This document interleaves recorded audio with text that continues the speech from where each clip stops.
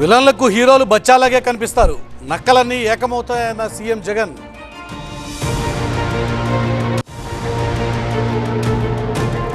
దేశంలో కాంగ్రెస్కు 40 సీట్లు కూడా రావు. రాష్ట్రంలో 10కి పైగా గెలుస్తామన్న కిషన్ రెడ్డి.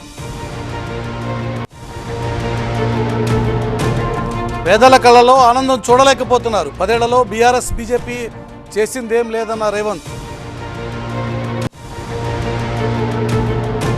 కేజీఎఫ్ 3 చూడాలంటే సర్వేపల్లి రావాలి.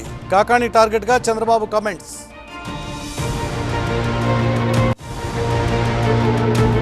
యూపీలో మళ్లీ మెజారిటీ సీట్లు గెలుస్తాం. రాహుల్ అఖిలేష్కు నిరాశ తప్పదన్న అమిత్ షా.